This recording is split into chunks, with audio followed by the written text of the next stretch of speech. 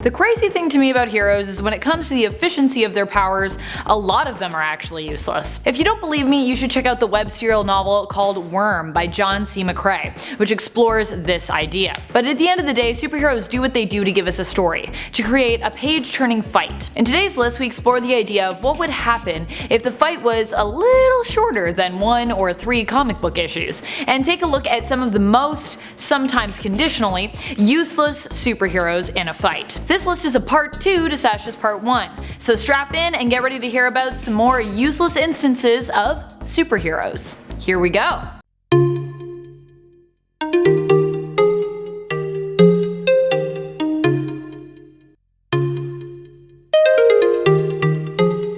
Number 10. Maggot. You might be thinking, Amanda, stop picking on Maggot. Japheth has got it hard enough. And I feel you.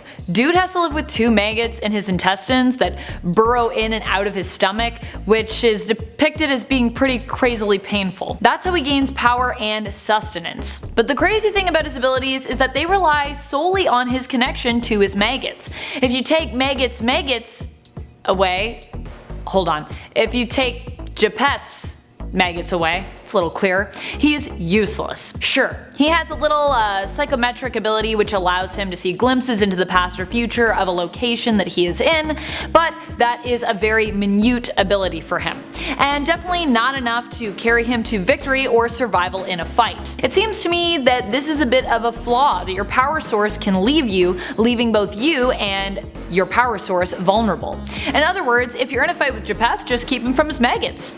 Number 9. Almighty Dollar. This hero comes to us from the NFL Super Pro comic series, published by Marvel. Yeah, that's right. Even the NFL has a League of Superheroes. Everyone is doing it. The League of Heroes was called the Happy Campers, so named because they got their superpowers at a self-esteem camp, which was actually a front for a mad scientist who just wanted to dole out superpowers for some reason, I guess. The power that the Almighty Dollar received? Can you guess it?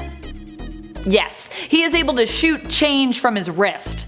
And if you've ever been hit by a pocket full of change, you might think, ow, that doesn't feel great, but you're like not going to die or anything from it. In other words, not gonna be great in a fight. Almighty Dollar up against any supervillain, and the supervillain would win hands down. Hands down. Take that, football. Number 8. CYPHER. So in the comments for part 1 of this list, many of you expressed surprise that CYPHER was not on the list. Shock, awe. Why would we have left him out? Well, I know a bunch of you loyal CYPHER fans may be watching, but I kind of agreed with the people in the last video's comments, and so I brought him forth for you to flaunt as useless. You're welcome. Useless in only really a fight, of course, that can't be avoided by resolving miscommunications. But if we're already in the midst of the fight and the reasons we're fighting for feel very clear, CYPHER would not be much help there. His powers are based around understanding and communication with a variety of different languages, including alien and technological languages as well. But in a situation where we are just 2 people who don't see eye to eye, all the languages in the world cannot help you take a hit or dodge a fist. Unfortunately. Number 7. Bailey Hoskins. Coming to us from the comic series, and I'm not making this up, X-Men, worst X-Man ever. We have Bailey Hoskins. He has powers that are similar to Marvel villain Nitro, which is that he can self-detonate.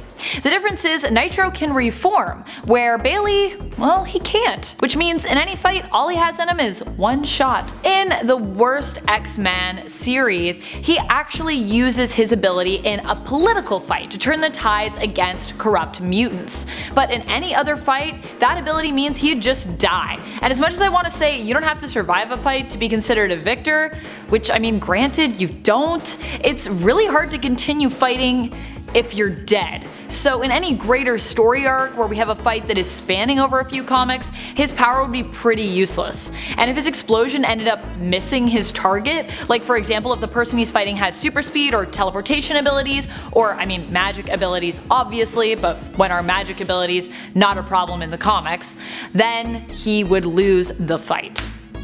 Useless. Number 6. Captain Ultra. Sure, Captain Ultra has a ton of powers, especially for playing such a small role in the Marvel Universe, but he also has one very large weakness. His powers include flight, super strength, speed, stamina, and even super breath, as well as penetrating vision. If you're wondering what penetrating vision is, it's basically X-ray vision. That means that he can see through solid matter, and I really don't like the term penetrating vision. So for those of you who are terminology triggered, just imagine that when I say X-ray vision, I'm saying the other one. Anyways, even with all these abilities, Captain Ultra is still not infallible, and I'd even go so far as to categorize him as, yes, being useless in a fight.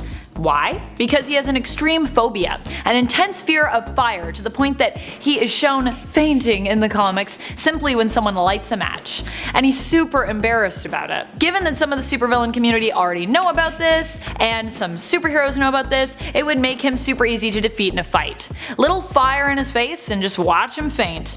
Granted, he has worked through therapy to overcome his phobia, and has had some success, but even after all these years in the comics, his phobia is still sort of an issue. Number 5. Professor Xavier.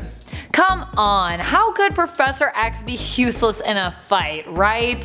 He's one of the strongest telepaths in the world. He can influence people's thoughts, change their minds, Inception, Jedi mind tricks, the whole 9 yards. But what if he was fighting robots? If he was fighting an army of creatures without a mind but simply circuiting and programming, what could he do? He doesn't have influence over beings without consciousness. He doesn't have the telekinetic abilities of Jean Grey. Professor X would be screwed and possibly wind up dead all over again. Face it, robots versus Professor X equals his doom. Number 4. Martian Manhunter. Martian Manhunter is one of the founding members of the Justice League, an alien who has the powers to shapeshift and manipulate minds. He is normally an opponent you wouldn't want to go up against. He was even able to cure Joker's insanity for a brief moment in the comics. But he has one insane weakness: his love for Oreos! Nah, I'm just kidding. His fear of fire. That's right, Manhunter has a next level fear of fire. Batman's contingency plan for him in the Tower of Babel storyline even preys on this fear. Bruce's plan if Martian Manhunter goes off the rails is to cover him in nanites, which make him feel the fire more intensely, as well as make him way more flammable. Granted, Martian Manhunter has worked hard to combat his deep-seated phobia, even more deep-seated than Captain Ultra, I would say. But still, the fact remains, if you set him on fire, he's gonna instantly start freaking out and become completely useless in a fight. Though granted, so would I. Don't set me on fire. Number 3. Color Kid. First appearing in DC's Adventure Comics issue 342, Color Kid has some pretty useless powers. He can change the color of things. I mean, that is a power that can be used to, I don't know. It's neat, but not particularly useful. He could try to confuse someone, or maybe try to create some camouflage. Even then, it seems like it's better suited to helping avoid fights rather than actually, fighting someone. What is it with characters with rainbow related powers? Rainbow Girl and Rainbow Kid are just both heroes that are not really useful. DC, just let's not do any more rainbow supers, okay? Let's leave them back in the 1960s where they were conceived, and try to forget that you were still trying to make Rainbow Girl a thing in 2008. Yeah. Number 2. Superman. I know, Superman was already on part 1 of this list, but we have more to talk about when it comes to Superman being, sometimes really useless. This time I want to remind you all about the Red Sun issue.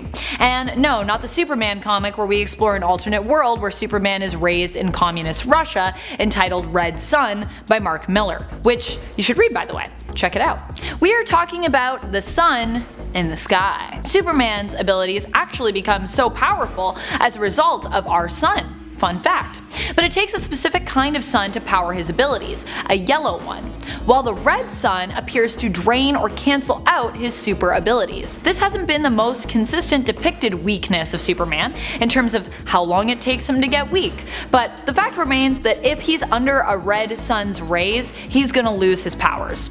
This has to do with the fact that he isn't receiving energy from the red sun to keep him powered up, meaning that he might have his powers for a split second after, but as soon as his yellow sun solar energy stores are used up, he's just a normal guy. And normal guys are pretty easy for someone super to beat in a fight. Number 1. Tony Stark. Ooh, yeah, we're going there.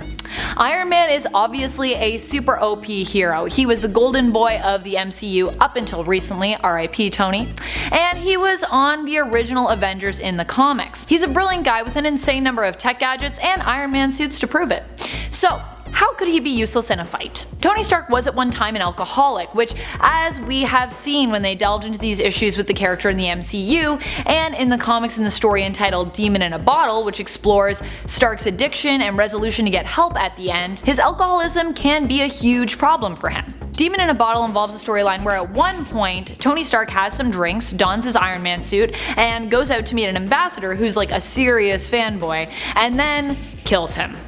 Yeah, that's what happens. Granted, this was not Iron Man's fault. He was being controlled by his nemesis, Justin Hammer, the CEO of a rival company. But if Hammer was able to get the best of him while he was drinking, who knows how easy he'd be to defeat in a fight. I mean, Rhodey definitely proved how useless he could be.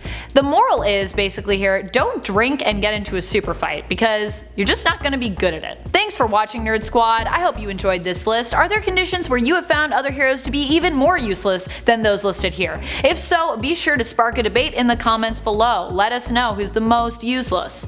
Maybe we'll give you a part 3.